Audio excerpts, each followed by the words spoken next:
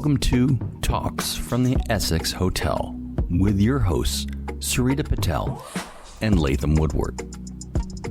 The views expressed on this show are those of our guests and are not necessarily in line with our opinions, but can be. Please enjoy this program and don't forget to like and subscribe. Thank you. And welcome to Talks from the Essex Hotel. I'm Latham Woodward, your host, with co-host Sarita Patel here in living color with our new pillows in the studio. Sarita, welcome back to the show. Hey Latham, it's been a busy morning at the hotel. Oh shit, it has been. Did you see all the packages at the door? Yeah, and we had a pissed off doorman too. We did. He was not having it. He didn't even say hello. He was like, what the F? That's all I heard him say. Well, it's Monday. You know, Monday is the day you come off the weekend and you just come into the friggin' crazy antics at the hotel. Yeah, it is crazy. Yeah. Sarita, while I adjust one of the lights, why don't you tell the viewers what we are going to be doing today? Well, so today we're going to talk a little bit about the 70s and those TV shows and the after-school programs that we watched on TV when we came home from school and our parents were at work or our moms were doing something. But, you know, shows like I Dream of Jeannie, Bewitched, and Gilligan's Island. I know we started talking about these, two years ago. Yeah. Well, this time we are going to start off with a conversation we just had about how I Dream of Jeannie, Bewitched. I mean, what was the thought process that went into making these? To me, these concepts were so bizarre. I mean, it was almost like someone was on acid when they came up with this thing, right? And with regard to just, it's such a weird thing, you know? And then you said, well, it's not weird to me. And I said, why? And she's like, well, I'm Indian descent. Could happen. I was like, okay, sure. But, you know, let's just talk about Bewitched first of all, right? Where the heck did that come from? I mean, where did the thing about marrying a witch, having the mother-in-law witch, you know, be in and out of your life, and having Paul Lynde center square on, you know, whatever that show was called, the Hollywood Squares, right? Be the uncle, the crazy uncle, and who in their fever dream came up with this? Well, first of all, I just want to back up and just say, you know, when Latham and I were talking about this and he said, what is this weird stuff with Bewitched? How did that start? And I just said, well, what's weird about it? You know, and that's what I love about these conversations that I have with you is that there's some stuff that I'm completely Greek to when you talk about it to me, and same thing with you. But right. We kind of get through it.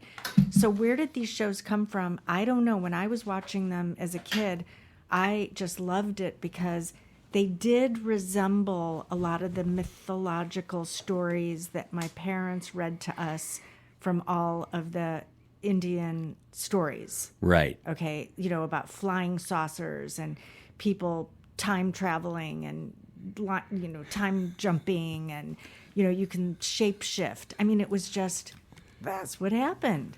Well, it's batshit crazy. I mean, it's just the thing also in the genie, there was, and I love Dream of Jeannie, I Dream of Jeannie, just this improbable thing involving astronauts and landing at sea and finding a bottle with a genie in it, you know? It's just almost unbelievable that, I think it's Sherwood Schwartz or something like that came up with all these things. And they're just, it's very cool because they were so actively very well done in their innocence, you know? They were not overly engineered. It's not like one of these new things with vampires and things. And it was just very basic, you know, special effects and interesting storylines, but they kept everybody involved. But it's baffling to me. Well, let's just break it down. So we did not plan this. So I'm sure there's writers out there who have dissected this to death, and that's great. We'd love to hear from you. We don't know them. We don't know them. But when I look back at it now, just when you think about it, there must have been occult writers involved in that, because every element of the comedy is actually something that you can trace back to how you use your imagination, what your consciousness is all really about, how you can manifest anything, with the correct tools. So it was almost like they were using the occult practices as a comedy so that we would all just go, yeah. But we, that was our entertainment. God, you just said it. How could it be real?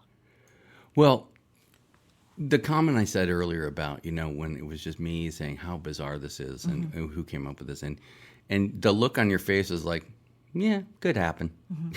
I mean, it's interesting. Why don't you get into that with like the Indian mythological kind of connection? Well, let's just keep it to my family. Okay. Instead of the Indian thing, because I don't know if all Indians agree with this. Yeah. But so my dad read a lot of the philosophy from Edgar Cayce and Neville Goddard and Krishnamurti, and he was heavy into that. He didn't talk about it, but I saw all those books in our house. There's also another thing where my parents had this temple, and there were like 13, 14 different ceramic gods inside the temple, and they all looked different. Right. And so part of my growing up was our parents teaching us what each of those gods symbolized as a human or godlike power. Okay, so there were gods in there. Like there was one called Hanuman, and he had a monkey head and a human body. Yeah, I've seen that guy. Right? Yeah. And the first thing I said is like, that can't be real. Like how did they do the surgery to put a monkey's head on a human body? And so my dad responded to me the same way you responded to me, which was, he's like, what are you talking about? And I said, is there a surgeon who does that? And he goes, no, it happens. The gods are just doing their thing. Yeah. Yeah. Yeah. So, take that times 120 different deities. All of those gods, the way I learned it, are fragments of our humanness. So, you can do absolutely anything that you put your mind to. Right. Anything. And what we don't learn in especially the Western education is we have learned that this is magical and fiction, and this is what is going to put you in the smart or gifted category or athletic. Okay. We've got these categories, and they just limit our human potential. Right. Well, let's go individually here. Let's analyze a little bit of like dream. No, not I Dream of Jeannie, but the Bewitched. Okay, that story. It is like the mortal guy. He determines that he's going to overcome all of his reservations about being with this witch, but she's a good witch. He has absolutely zero proof of that, other than she's sweet and she's good looking. But there's no proof that this gal's going to do the right thing, right? None. He's just buying in. Right. It's like, I'm going to get this good looking witch. I mean, it's this like leap of faith. Yeah. And then all the characters around are like somewhat malevolent. They go back in time. They do a bunch of time travel. It means it's very high level in terms of sci-fi, in terms of the theme. And when you're going down this road about this high level sci-fi, why? What was the reason? So I think that's a great question. And again, I don't know all the answers. I'm just throwing out what I have observed and come up with in my own mind. Right. And that's really important for everybody, because I have a lot of ideas that are very strange to people in the beginning, and then they somehow manifest. And that's not me being, it's not like I'm setting out to say I'm going to manifest something, when I was younger. Yeah. But it has happened. I mean, I've been in some pretty outrageous places. But going back to Bewitched, for example, so Darren was in advertising agent, right? And Yes. advertising, the purpose of advertising is to sell your customer something, whether they need it or not. The mission was to get that client to buy into the campaign. With his overbearing boss, Larry Tate. Oh my God.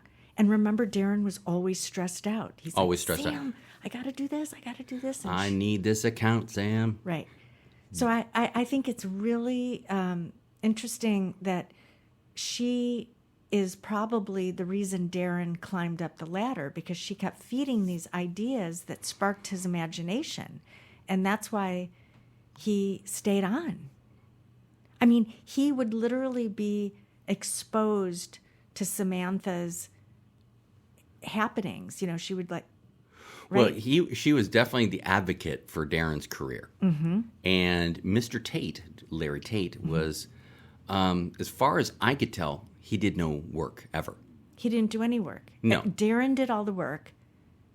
Larry Did nothing. did nothing except schmooze the client. Schmooze the client. So it's the predecessor of, what was that later show on HBO? I can't remember what it was called. But, you know, it's just like Mad Men. That's Yeah. what it was. And this whole genre of advertising coming up with, you know, storyboards and advertising campaigns, and it was just bizarre, but she was the motivator behind his success. And was that a kind of parallel to maybe messaging to the stay-at-home moms? Is like, you could be your husband's best advocate at the workplace. Was this a hidden social message, in other words? I don't know. We could tear that apart. I think there's two things that happened. One is it showed how important it was for the breadwinner to keep his boss happy. Yeah. Okay. And just the stress that goes on with that. And that trickles down to today, whoever the breadwinner is. I think number two is it was a subtle hint that marketing and advertising is like magic, because you end up buying things that you don't really need. Interesting. Yes. Right? Yeah. So it's all the subliminal messages. And I think Samantha had a part to do with that.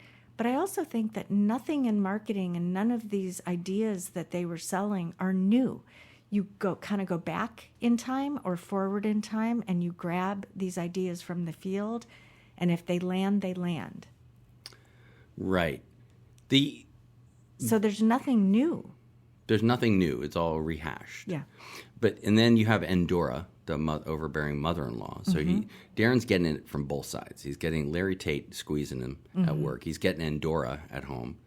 And then you've got the cast of characters that was surrounding all these things, right? The greatest characters. It was a time of golden, because it was funny because all these TV actors, they cross-pollinated so many shows. Right. They would go on different shows and they would do things for other characters and spice up things. And they had like this Hollywood array cast of characters that they could draw from.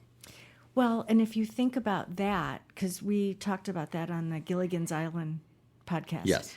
All right, say you've got 30 people, 30 actors. Right. And you've got a slate of TV shows and movies. Wouldn't it behoove you to put recognizable characters in your entire slate in different parts? Totally. Right. So then you start to become, you have a relationship with this actor, but you see them doing different parts. So you become just absolutely, you think you know them. Yeah. In fact, I think, if I'm not wrong, I think that Liberace appeared on their show, on Bewitched. Paul Lynde, of course, you know, as the Hollywood Squares guy. They never referred to Paul as gay. He was, that flamboyant Paul Lynde. That jolly guy. Yeah, he sure got a lot of energy, that guy. Right. But, and then Paul Lynde was the character was always trying to screw around with everything, the timeline. It was just really interesting that this whole thing was about promotion of, was it the family, the nuclear family? Or was it business? Or was it emphasizing that business is magic? or that the forces outside of your own that can have an impact on life. Well, what was the global message? Well, I mean, I don't know what it is. I don't do like hallucinatory drugs, but I have a feeling if I did and I watched one of those episodes, it would come out very clearly to me. Maybe, right? Maybe. But I do think that they were giving an American dream stage. I mean, absolutely. The furniture in their house, the outfits that Sam wore, the suit that Darren wore, the little princessy outfits. The shitty Tabitha neighbors, wore. the Kravitz. Then Samantha had a sister who had dark hair, and she was kind of the wicked witch. She was, the sexy the sexy one. Wicked so witch. That kind of replicates what is happening at Balmoral or at the royal family. I mean, all these dramas around people and their lives become something that we, the people who are just working and trying to get by every day, that becomes our entertainment. That's who we look up to. We think we can have a life like that if we work hard enough. Yeah, in that time period, too, that your wages were not very high. People weren't paid very well back then. I remember my dad saying, like, he made 20 grand one year, like in 1968, and it was like, man, I've made it. Mm-hmm. I have made it. Mm-hmm. And that's hard to believe these days, honestly. I don't know how our parents made it. Well, you talked about your experience at Spiegel, how they paid you so little. Right, but I was single. Yeah. Right? You were Mary Tyler Moore. Right. Out there in Minneapolis. And at that age, my parents already had 3 kids. Mm-hmm. So how my parents... And so the wage thing has... Even though we get more money, it never lines up with the economy. We know that. That's just... And there's smart people talking about this all day long. But I do think that those shows like Bewitched, I mean, I'd love to get a set description, because literally that's how all of us kind of grew up thinking our homes needed to be. And theirs wasn't fancy, but it was very comfortable. Yeah. It was very open. It was a luxury home by any standards now. And even Mrs. Kravitz, who lived across the street, she was always like, what's going on over there? What's going on over there? Peeking through the curtains. And she wanted to know what's going on over there because she could feel the frequency of what Samantha brought. So I'll go back to this woo-woo frequency thing. But there was a lot of action going on in that house. Yeah. People coming in and out. So I think Mrs. Kravitz was not only nosy, but how come we weren't hearing her talk about any other neighbors except Sam and Darren? Right. Well, yeah, and they were oddly young to be retired. The Kravitzes. Yes. Oddly young to be just sitting. So what did they do? I wonder what know. they did. They must have, sold their company. Okay, so let's go existential here completely. What if all of this was just a fabrication that Darren lived in, like the Matrix, right? Yeah. Because everyone around him seemed to be like some sort of witch or something. Who knows? Well, they were. Oh my God, that's a good question. Because on that, did we ever see that Darren had any friends?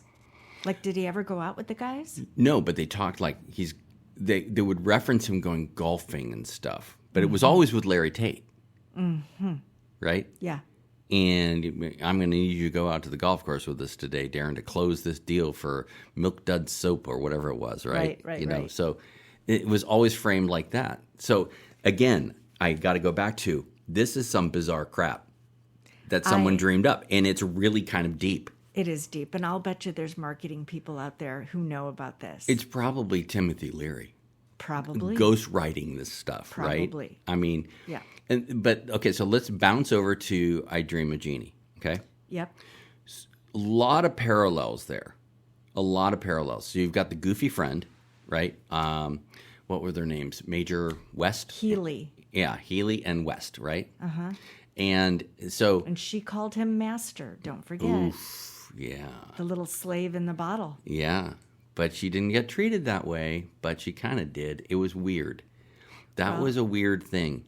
And her very sexy outfit that she wore at the time, and my God. Right, her harem outfit. Her harem outfit. Mm-hmm.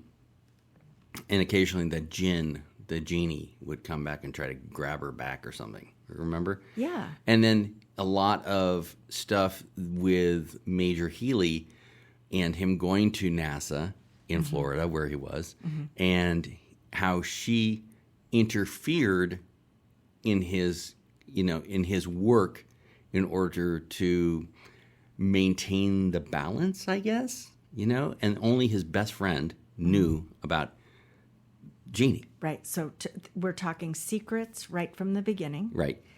And we have to imagine that she knew that NASA was not everything that they were saying they were, because she already had knowledge of another world beyond this 3D reality. I mean, she lived in a bottle, okay? She turned into smoke and lived in a bottle.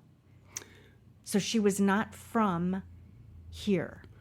And okay, so she washed up on shore. Right. To break this down further, though, at the time, astronauts were the heroes in our society.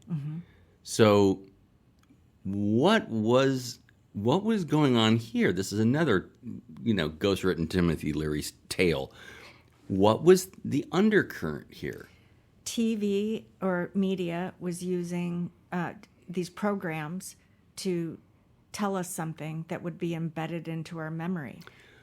That's it. That's all I can think of, because all I know is I believed in everything I ever read from that point on about NASA and the space program and whatever they're doing. And I'm not saying that they're not doing what they're doing.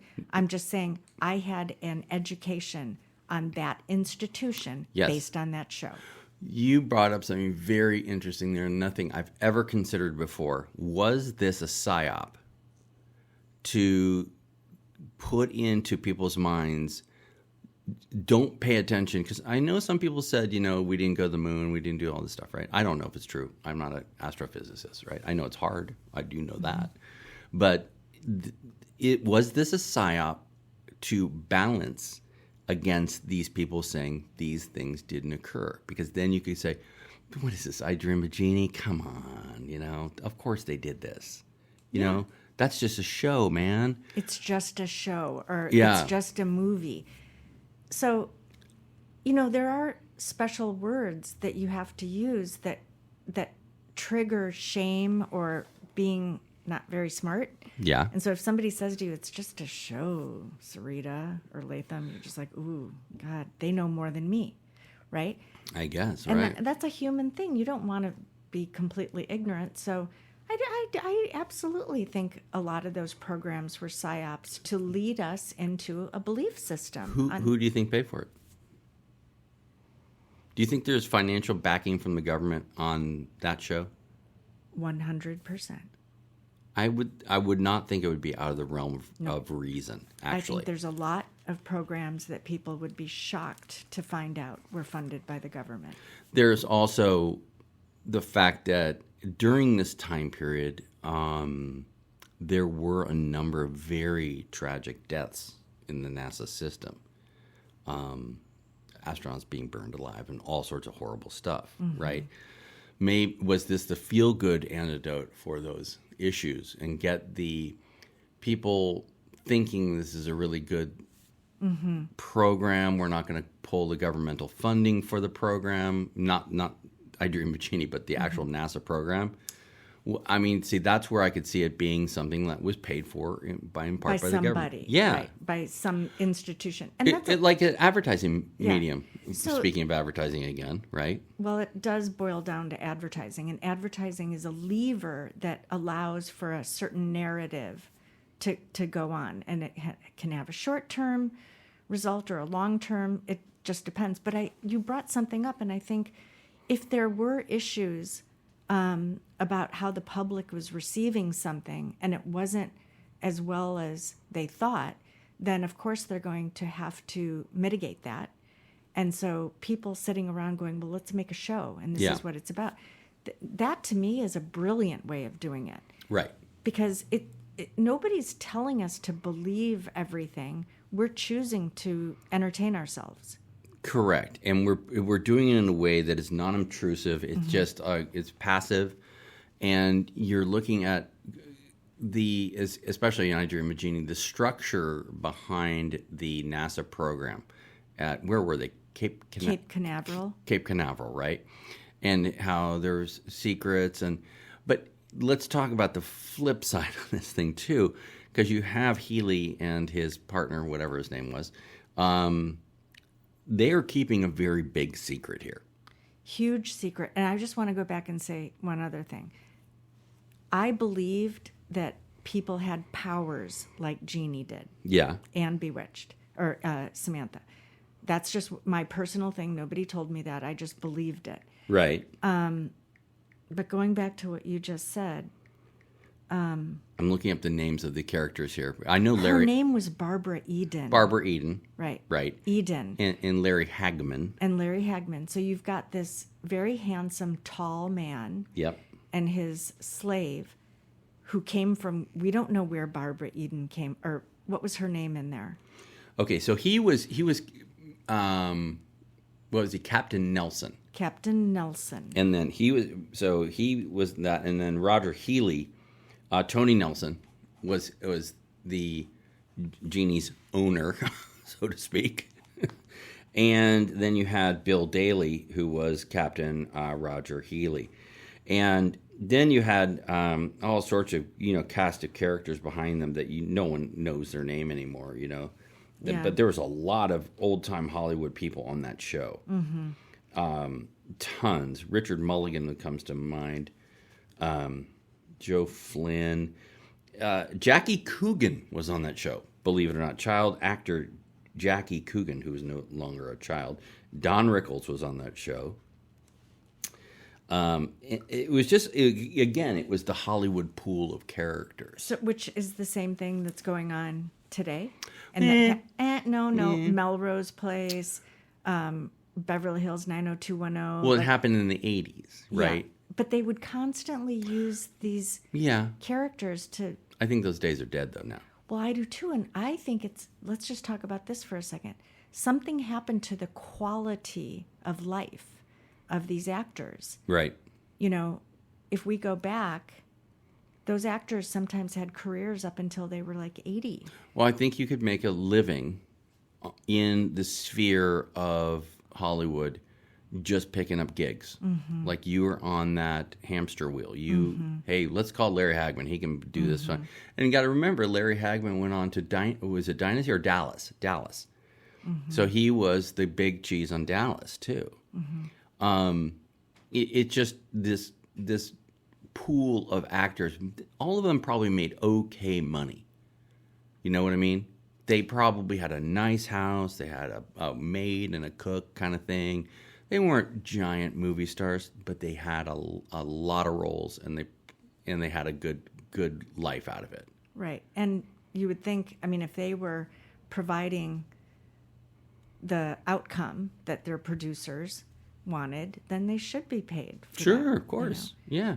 But it was the golden time of and all of these, eventually, for those listening, if you're listening, all of these actors eventually appeared on number 1, Fantasy Island, number 2, The Love Boat. Right. Doesn't matter who you were. Right. Larry Mulligan, I just mentioned, he was on both of those. I 100% know he was. And that was how it was. It was like, those were the places that you, as a bit actor, you wanted to have that cameo on those 2 shows. Yeah. Because that was like, oh, yeah, I'm part of this group. Well, and isn't it interesting with today's times with like all the Epstein Island stuff and they were all going to Fantasy Island? Like, what was going on at Fantasy Island? A lot of dark stuff. You remember the dark episodes when they were kind of scary when you were younger? Yeah. You're like, oh, my God, what is this? Is Mr. Rourke a killer? Yeah. So I can't imagine that all of this TV programming isn't like attached to a larger plan. And again, when I say plan, that's the idea here, right? It's got to be, because you've got to have a blueprint that you're following in order to be this precision-like. Exactly. It's just unbelievable to me that, number one, these things got on air. I can't even imagine the pitch meeting at ABC. You're like, okay, here we go. We got this guy. Okay, he's in advertising. He meets this witch by accident. Well, he didn't know she was a witch, okay? So go with me here, boys. Mm-hmm. And then she's really pretty, and then they start dating, And then he finds out she's a witch because she's doing some cool stuff for him. And he's like, well, I'm going to overlook this. She's a witch, whatever. Mm-hmm. There's no terms. We're not going to call her a white witch or a black witch or anything like this. We're going to call her a good witch, okay? Mm-hmm. And they're like, oh, interesting. I don't know, Bob. You've been smoking weed? No, I haven't been smoking weed. This is a great idea. I don't know. I actually think that the pool of decision makers was much smaller back then. I think the acting and producing world were very connected. It was like, actors knew that producers moved things and directors. So I think it was like a smaller group of people knowing that over the long haul of, say, 75 to 100 years, that this was going to be the major medium, media and broadcasting. Right. In order to sway America for sure, but a cultural movement. I mean... Right. Let me see who produced... I want to see who produced I Dream of Jeannie, okay? Because I want to know. And I know that there are scholarly academics, who teach media literacy in colleges like UCLA, who may be retired now, who have studied this. And I'm just talking off the cuff to regular people whose kids are watching TV, because we've used the TV and the radio as babysitters. Right. And now, of course, we all know it's the phone. And, I sat in front. I remember watching Lizzie Borden, who killed her parents. Chop, chop, chop. When I was little. I mean, right. To be exposed to somebody who murdered the parents that young. And that was Elizabeth Montgomery, too, from Bewitched. Oh, it was. That's so right. I kind of, I had empathy for Lizzie Borden, because I figured, well, yeah. I associated with her with Samantha. So Sidney Sheldon did I Dream of Jeannie. Sidney Sheldon. Right. He's got to be very important. Yeah, and Sidney Sheldon did a lot of shows. Mm-hmm. And then William Asher was the primary director, producer, and creative consultant for the series Bewitched.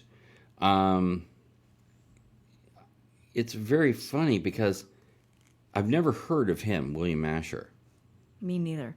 Well, Sheldon seems like he's, kind of a demigod. Well, you want to hear this, though? Yeah. Your an associate of yours, who produced the 2005 Bewitched film? One of the producers? Mm-mm. Penny Marshall. Interesting, isn't it?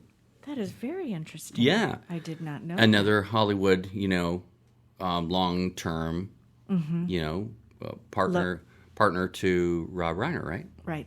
For a long time. Long time. Was it Rob Reiner? No. She was married to Rob Reiner. Right, Rob Reiner, right. Mm-hmm. Unfortunately. So they were like they were the funny couple. Yeah. I mean, that is another era, right? Where like Penny was on Laverne and Shirley. Well, so let's talk about this. So we'll leave Bewitched and I Dream of Jeannie because it's like I want to learn more. I'm going to learn more about this and why it was promoted. But then you got into the whole thing about All in the Family, right? Now, was this was the antidote for these things, right? I mean, was it just the antidote in terms of what people wanted to hear and see? Did people need to come off of this fantastical kind of TV world? What was the reason? I know it was the Vietnam War, right? Mm-hmm. Why was it is the innocent wife, and the oppressive, kind of racist husband, hardworking guy, worked at the plant, came home, and then you've got Meathead, Rob Reiner, and his he was dating their daughter, Sally. Yeah, Sally Field. No, not Sally Field. Sally Struthers. Yeah. And was this a calculated antidote to the brainwashing of this age of innocence and mysticism? It's got to be, Latham. Come on. I mean, now we can look at everything in the rear view mirror.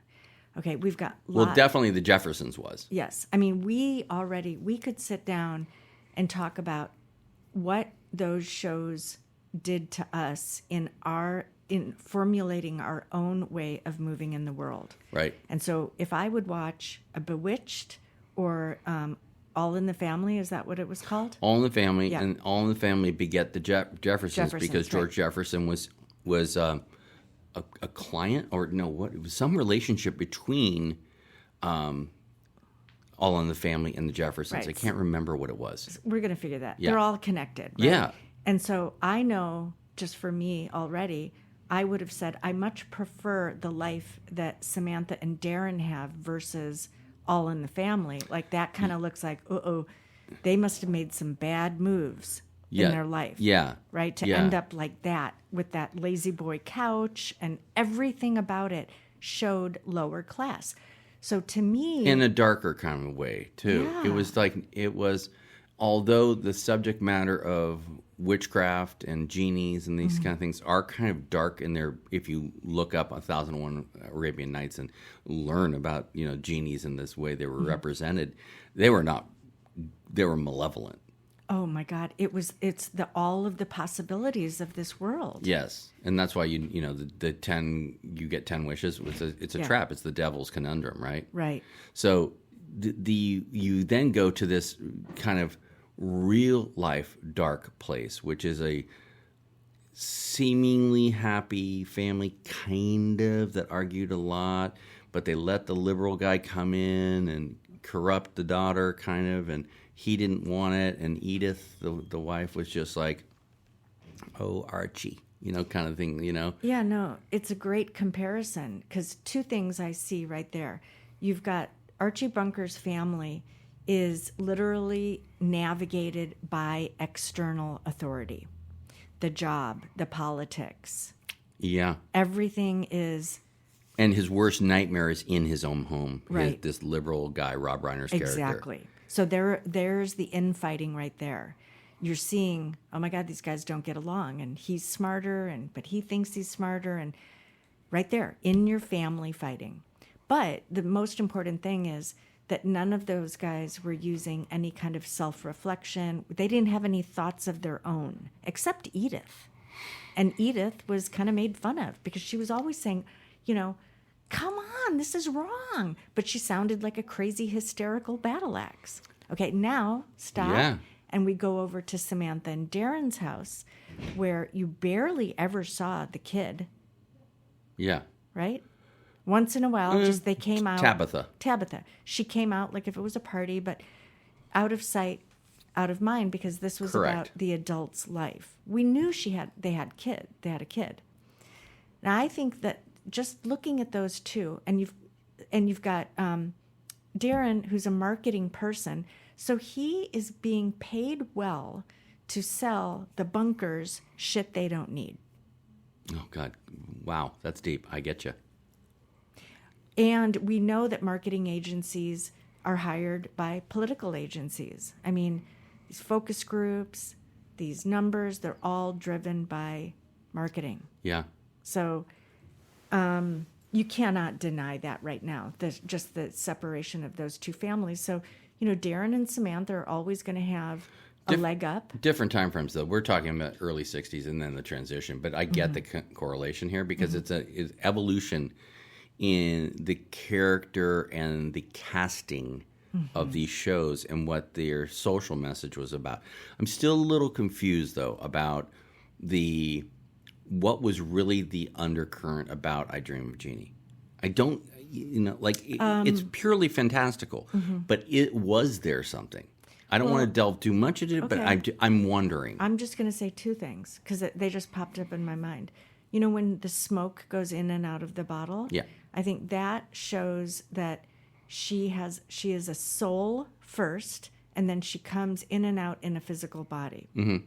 So when she comes out, she's got that body, right? But that's not, she's energy. Right. Okay.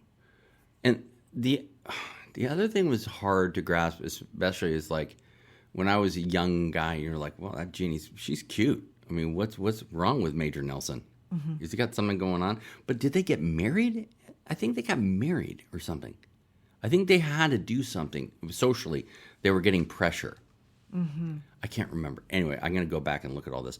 But it's like I'm even more intrigued to think about this arc. Because prior to that, we had the honeymooners. Now, we'll go even farther back, okay? You got the honeymooners, which is a group of, again, hardworking American family people. One of them is always like to the moon, Alice. He was like always threatening to clock his wife, right? And it was okay, I guess, right? To talk about this. I don't know. But I didn't watch a lot of honeymooners, but I watched enough to know, she kind of ruled the roost. That was all bloviating, right? That was not his attempts at telling his wife he's going to beat her up. That was all bullshit because she wore the pants really in the family, right? Yeah, so then you've got, again, words, right? The acting versus what you're seeing can be confusing. And I'm just going to add in, there's a reason that we have like the Hall of Fame of film and television, because these mediums are built upon what worked in the past. So they're constantly, is it a creative outlet for people? Yeah. But I would say that what we've all seen be very successful has been curated. Yes, and it's also, you're rehashing the stories of the past. You are. So let's go, we're going to jump from the 50s, we've gone into the late 60s and into the 70s. Let's talk about one of the craziest ones that we grew up with, and that's the Brady Bunch. Okay, there's a lot going on there. A lot going on. And in terms of, what was your impression of the Brady Bunch when you watched it with your sisters? Okay, so again, I watched it and thought, that's what an American family looks like. That's what brothers and sisters should look like. Oh my God, I want that. How do you get that? So I started to look at the world very differently. How about your sisters? What did they say? They looked at me because they were like, well, what do you think, Sarita? But they too, they're like, we want to have that life. Like, how do you have that kind of life? And being pretty versus being smart and being cute were kind of what stuck out in our family, because you had Marcia, who was pretty and smart. You had Jan, who was just smart. Jan. Oh, Jan. And then you had Cindy, who was perpetually cute. Just cutie pie with those little pigtails. Right. Right. So you already have these labels that you get identified. So like in our family, we had an oldest, a middle, and a youngest. So you can imagine we identified with each of those characters, and it wasn't very fun at our house because... No. Were you Marcia? I was the eldest. Right. So you were Marcia. And then your sister, Anita, was Jan. I would say my sister Sus was Jan. Okay. And Anita was Jan and Marcia, kind of. Combo. And Veep, the youngest one, was Cindy. She was so adorable. Really? And even as she grew up, we couldn't stop saying, oh my God, you're so cute. And she's like, I'm 20, okay? I'm 20, lay off the cute. Stop calling me cute. Yeah. But what do you think about like the family dynamic? Well, what was your impression? I thought that, the mom and dad were in love. I thought Alice was, what a lucky family to have a housekeeper help her with all the chores. So that's what I thought when I was watching it back then. I thought it was all normal. But, as we talked, now I look at it like, okay, what's the deal with Alice? Okay, yeah. Let's How talk. come they don't sleep in the same bed, Florence and Robert Reed? Well, we all know the reason now. Right. But the Alice thing is, okay, so let's explore Alice a little bit, right?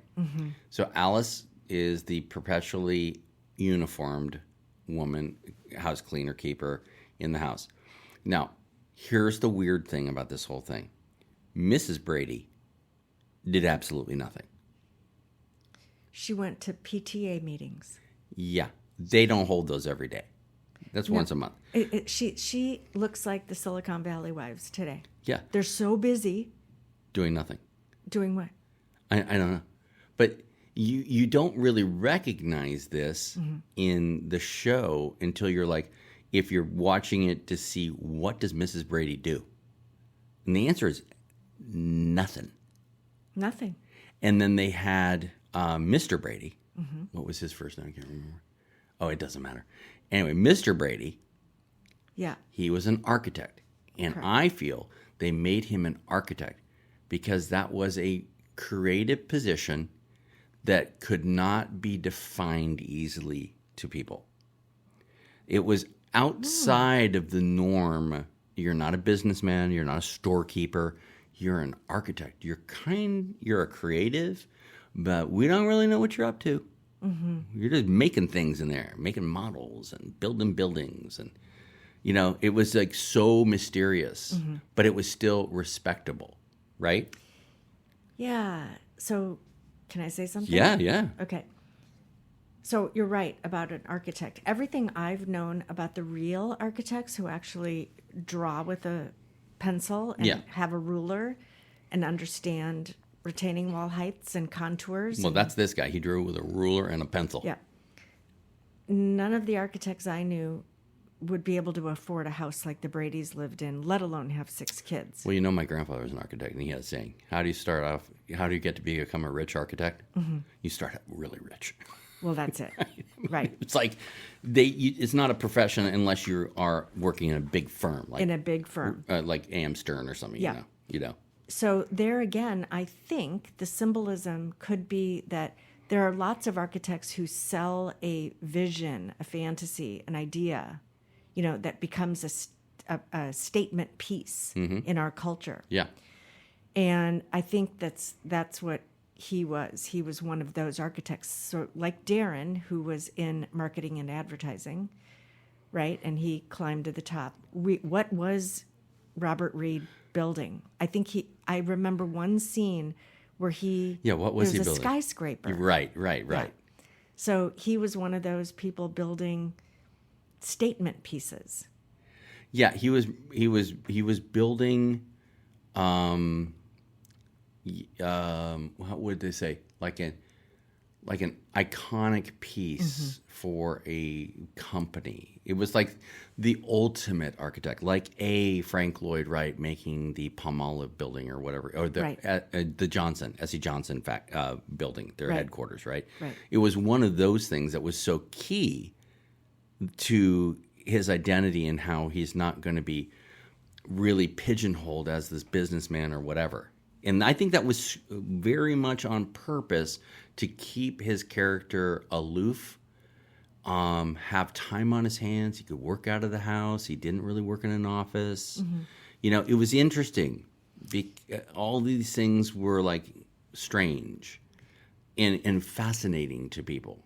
Yeah. Look at this interesting life this guy leads, right? Well, and, during that time period, we had an incredible, the United States was continuing to be this melting pot of different cultures.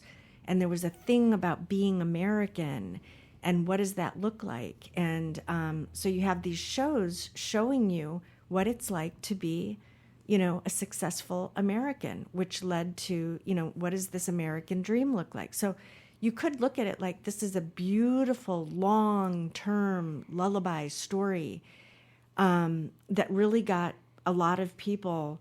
I include myself in this. I really did think that was the way and that television was showing me.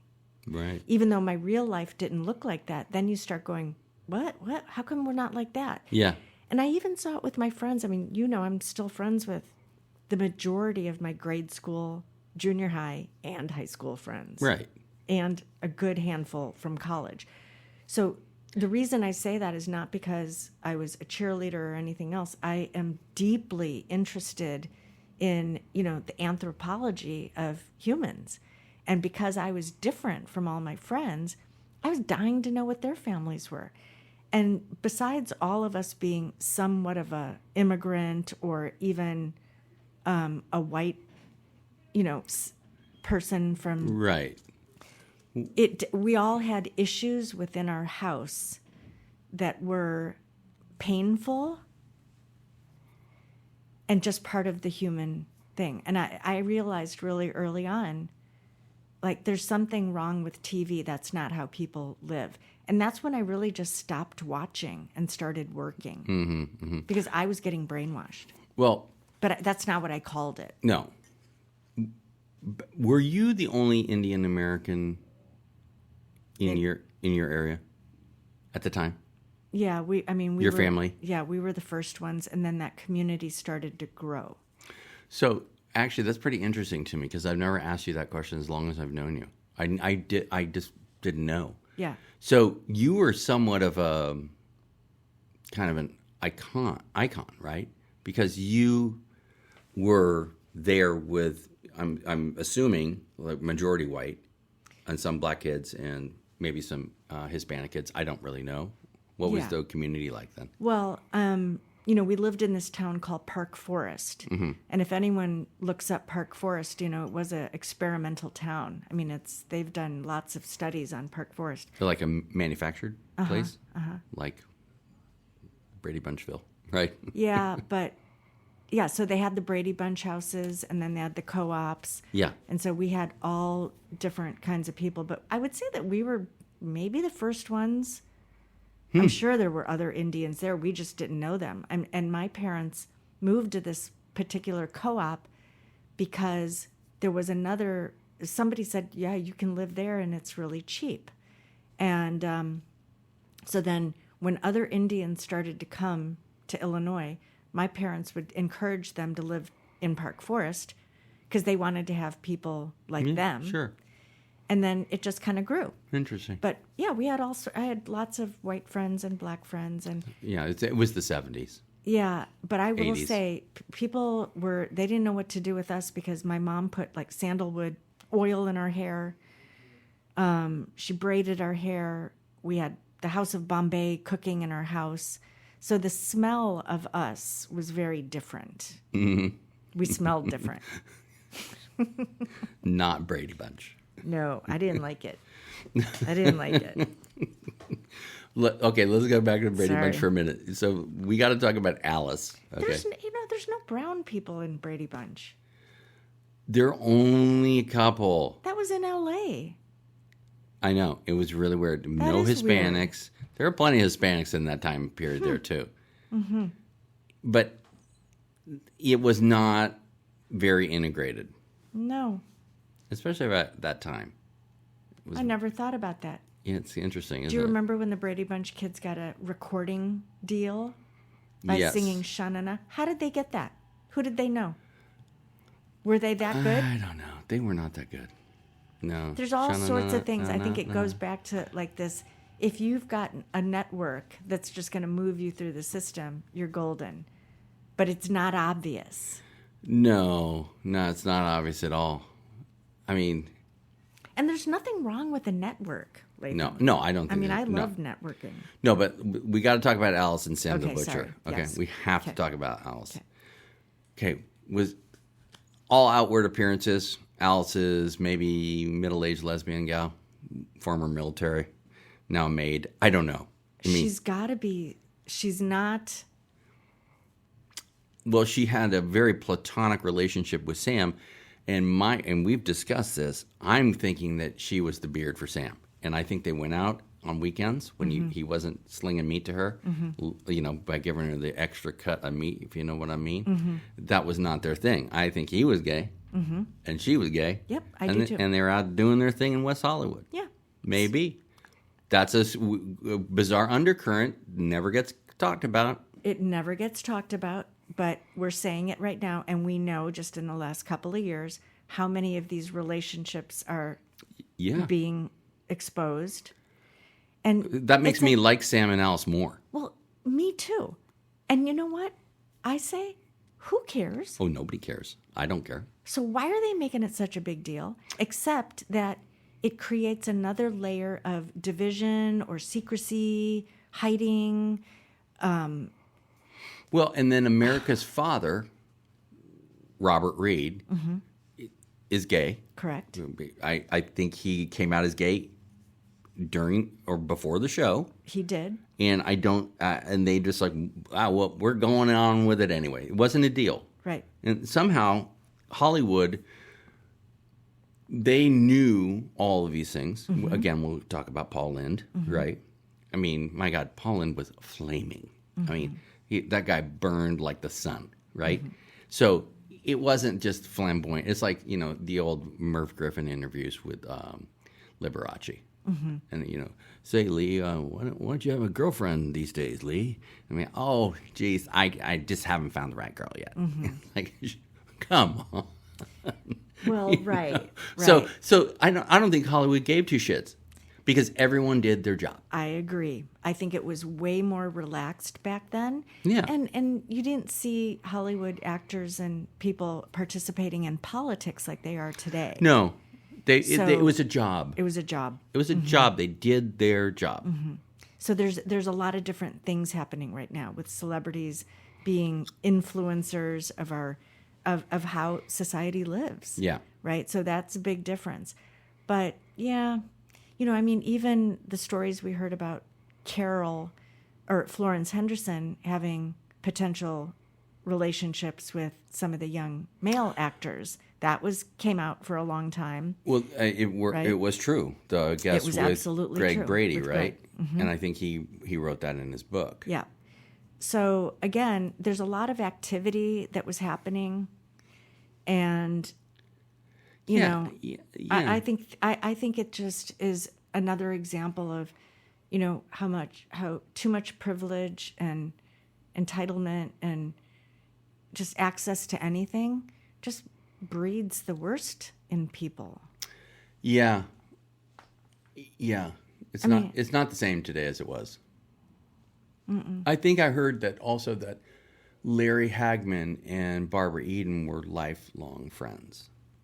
I mean, they developed some really good relationship there. And then after Major Healy, he went on to, which is probably one of the best shows ever written in all of TV land, was the Bob Newhart show. Oh, the best. Bob Newhart, still to this day, I saw him live on stage. It was amazing. I can't even imagine his dry sense of humor. Oh my God. It was at the Marin Civic Auditorium. It was packed, packed. And he just held that crowd in his grasp for 2 hours, never stopped. He was just amazing. And Bob Newhart show. And Suzanne Plachette, his wife. She was so great. Oh my God. She was amazing. That was the best show ever. It was. And then what was Howard, the neighbor, the pilot? Yeah. It was just amazing casting. And again, that show, Bob Newhart, the psychiatrist, right? Right. And his, what was his, the red hair gal who was his secretary. She was so great. And just the whole cast of characters and how they did things. And it was just, and again, another thing like Mary Tyler Moore, no, it was when she was in Minneapolis on TV. With the Office show where she was a Yes. newscaster. Yes. I can't remember what it's called, but a lot of these shows were based in the Midwest, because also Newhart was either in Chicago or Minneapolis. So what do you? I don't know what that was about, but I think it was because we were really at the apex of the Rust Belt, being very big economic force in this country. And GM, Ford, Chrysler, these companies, and American U.S. Steel was there. They drove the narrative, not just because they're car companies, but these companies, John Deere and all these other companies, all were in the Midwest. And I think that the Hollywood saw where their ad dollars were coming from. They're like, we better put this thing in Minneapolis, right, in the Windy City. It was the Mary Tyler Moore show. Right. Yeah. Which spun off to Rhoda. And Maude. But I think you're right, Latham, and it makes sense, right, to have this huge demographic of people gravitate towards, careers, the way your family looks. I mean, it's clear the majority of people followed these roots, Yeah. In some way, shape, or form. And I do think that we're also seeing the fallout of that, because just like that was just a show and a story and not real life, I think when the shit hits the fan in life for real, that illusion starts to fall apart. Right. And then the crumbling of the Midwest empires. I mean, it's been a slow, steady decline since the 50s, 60s, and 70s. And it's just gone down and down and down and down. I mean, I don't know what the big industries are in the Midwest anymore. I mean, obviously steel is still one of them, but what are the other big industries out there now? I don't know. I mean, we're talking about that all the time, that, the United States is not, exporting anything made here, anymore. No, we're not. So that's all over the news. Except oil. Anyone can read that. Right. But, we're talking about how important and influential media has and will try to continue to be, unless we kind of take a pause and pay attention to what we're listening to, what we're watching. And, people have been honking that horn about the digital distraction. Well, all of this is a distraction. Well, in respect to the TV thing too, those were distractions. In the time frame that we discussed today, from the 50s, 60s, and early 70s, I think the distraction was the entertainment value to get people off the fact that they weren't being paid well. Well, you're also seeing somebody on TV being a teacher, right? Remember Welcome Back, Kotter? Yeah. So he had to deal with all those kids, right? But you're right, Latham. I would watch that. And my uncle was a teacher, and he used to not complain, but he used to say, I have to do something else because I can't feed my family on this salary. And he was a really great biology teacher. Yeah. At a great high school. Yeah, it doesn't matter. And they did not have an excessive none of us did. We didn't have crazy lifestyles. We got a princess phone. I thought it was like, Christmas. Yeah. Right. Yeah. Remember, with the long cord on it? You can take it in the other room. Right. I mean, they're so minor, these little things. We got a color TV. Our first color TV was 13-inch color TV. 13-inch. You know how small that is? Tiny. That's smaller than the monitor I'm looking at right now. It's tiny, but it was great. It was amazing. Yeah. But, of course, my parents took it in their bedroom. We could never watch it. So, the TV, the influence, the shows that influenced us, all these things are there. It's just kind of amazing. I want to delve into it in my own personal life a little bit to find out about the psychology behind all this. Because there seems to be something that was an undercurrent that seems to be, I don't want to call it a psyop, but I want to call it something like it was definitely in the culture to make things happen. Personally of instances where government has contributed to certain films and TV. I know for a fact. I know you and know there that are for a other fact. people who are, it's not even up for debate anymore. Right. So the government is have a hand in it, but they can't anymore.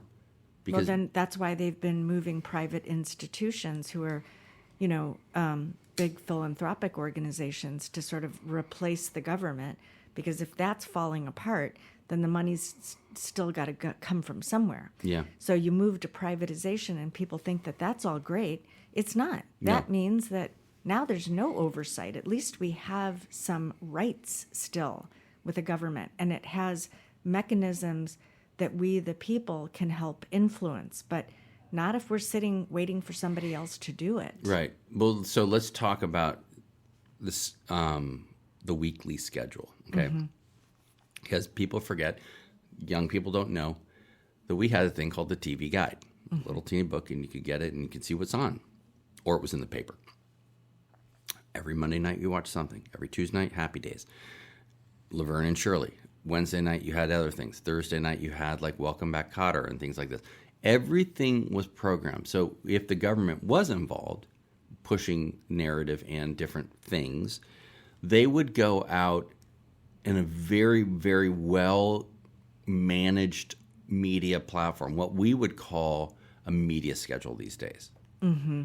And that was a media platform where they could address certain things on certain days where they knew they'd have viewership, but it was very much trapped. Now with everyone everywhere within terms of content, you can't nail down anything.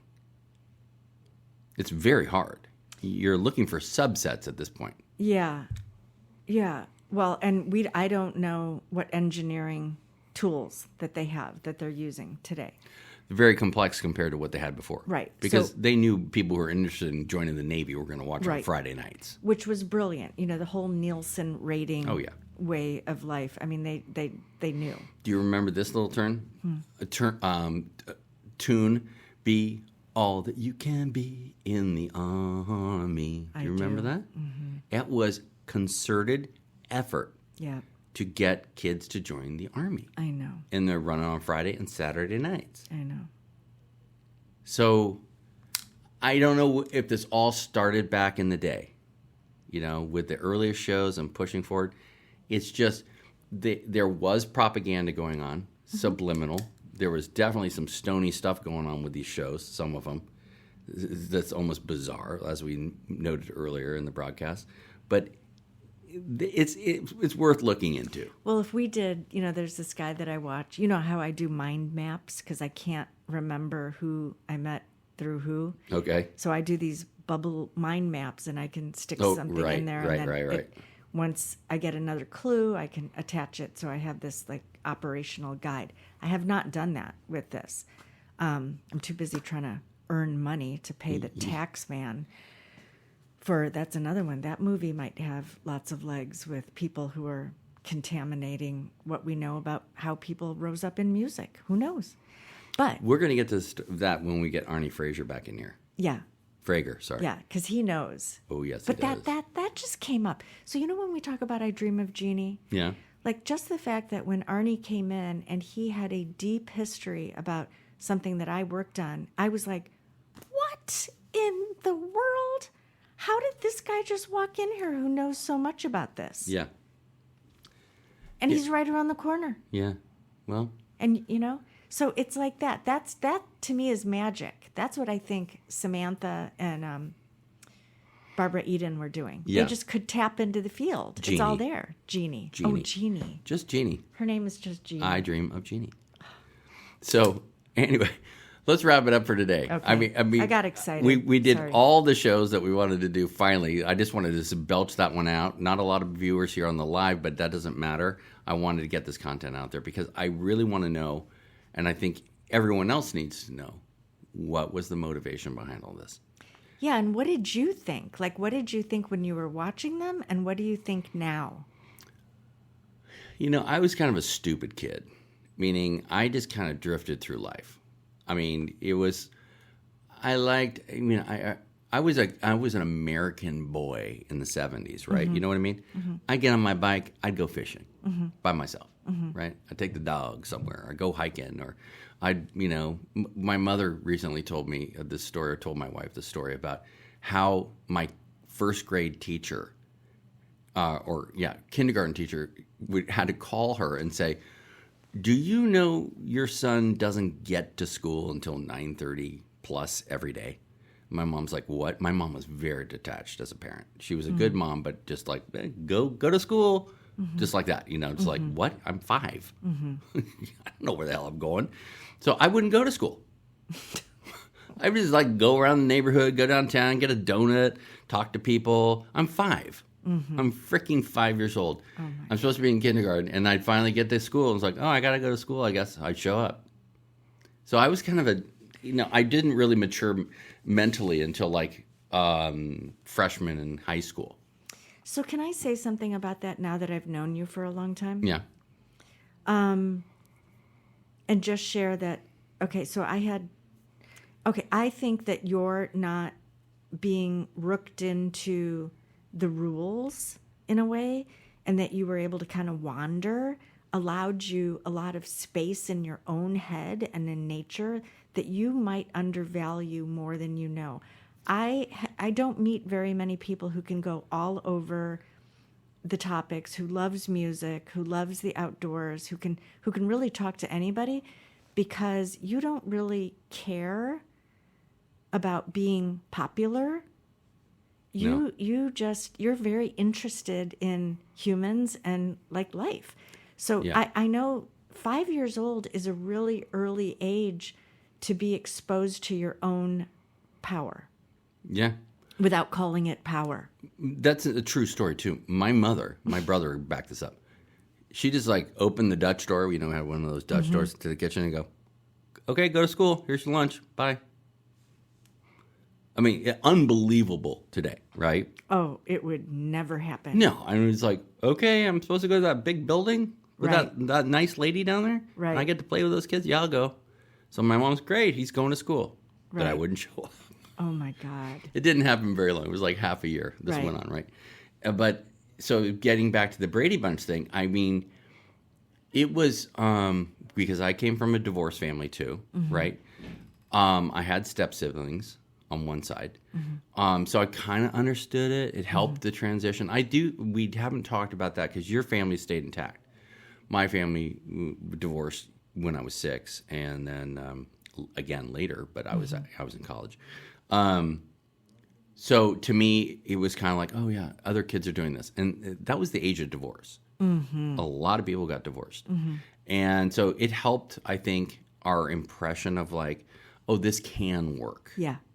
right? Yeah. But the whole and on some levels too, because I'm very much older than my sister. I'm almost 10 years older than my sister. So she didn't come around until I was in college, basically, So I went away and she was 9, right? So, or 8. And so I didn't have a big family around me. I had a lot of cousins though. And we did a lot of, I have a lot of cousins around here. So we had them. So that was good. But just the dynamic of having all these kids around was kind of cool. Oh, of course it is. Yeah, watching this whole thing. Yeah. But at the same time, I was warning her about things like, well, Mr. Brady doesn't seem to do much, and Mrs. Brady doesn't seem to do much. They must have a lot of money somewhere. And Alice kind of just cooks everything. Everything. And her uniform never gets wrinkled. And it never changes. I mean, And it never She has changes. the same thing. And her hair is always the same. Always the same. Yeah. So, And we had a Sam the Butcher in my town, oddly enough. of course you did. Yeah. Ross, California. Sam the Butcher. Well, see, and your time growing up, the fact that your family, there was a divorce, and I think that was when things were happening. Yeah. What happened in your family then started trickling down to other immigrant families. Like when I would see my friends getting a divorce, my mom and dad would say, "We don't get divorce. Family, family, family." Okay, fast forward 40 years, Right. There's more Indians who've gotten a divorce because that breaking up of the nuclear family literally is, it's like a weapon of war. Yeah. It is alien not- to the culture. Yes. For the not always the benefit of the culture either. So anyway, going back, so I didn't really have these ethereal kind of connections. I mean, I was also young. I was like, oh, Jan's so pretty, and then and then poor Marcia. She's so pretty, but she's always getting, something's always happening, and Jan's always going to abuse. And Cindy's, like you said, she's so cute. And it was just kind of entertainment to me. That's kind of my head. I never took anything too seriously. I never looked at anything really seriously. I just kind of looked at it. I mean, I preferred like Looney Tunes cartoons, frankly. Well, then you picked another evil because if you Of really course. examine the Looney Tunes, no! Oh my God! We'll have to go there sometime. Or our gang, the black and white things with Stymie, Alfalfa, and and you look back at those things, it's like, oh yeah, all those kids were abused. I mean, it was terrible. I mean, it's terrible. They were little slaves to these producers. They were. What was it, Max Feeling or something like that, or whatever his name was, Max Fisher or whoever the producer was. But that was your entertainment, right? And it was so limited. I mean, that's all you had to choose from. It was ridiculous. Well, right. So first of all, we didn't have entertainment. Then we had entertainment through the boob tube, Right. right? And so then we started to require being entertained All the time. all the time. So it's almost like they expanded the Ringling, the traveling circus to in your living room. Right. And again, I do think that this was not just happening like, oh, let's go do this. I think it was very well planned out. I think it did its job. I mean, American Graffiti, that name, just when I see the name American Graffiti, Yeah. it just kind of makes my stomach turn because I feel like somebody spray painted American Dream, America. It's like it's just been spray painted. Nobody can even see. It's so hard for people to go, what happened to me? Was I abused? Am I traumatized? Did I have a good life? Did I not? God, Who lied to me? Who told me the truth? It's like nobody knows anything. Nobody knows what the truth is today. Nobody does. I mean, that's why you have to just take a step back and like look at yourself, look at your surroundings, look at the people you interact with, and look at the information sources you have and see if they're trustworthy or not. And you have to be discerning. Yeah. You have to be discerning and you have to look at what you're getting. All right. We're going to wrap it up here. To the couple of viewers that have watched, we really appreciate it. This will be posted on our channel. And again, we'll come back and do this again. But Sarita, thanks very much for this conversation today. I appreciate it.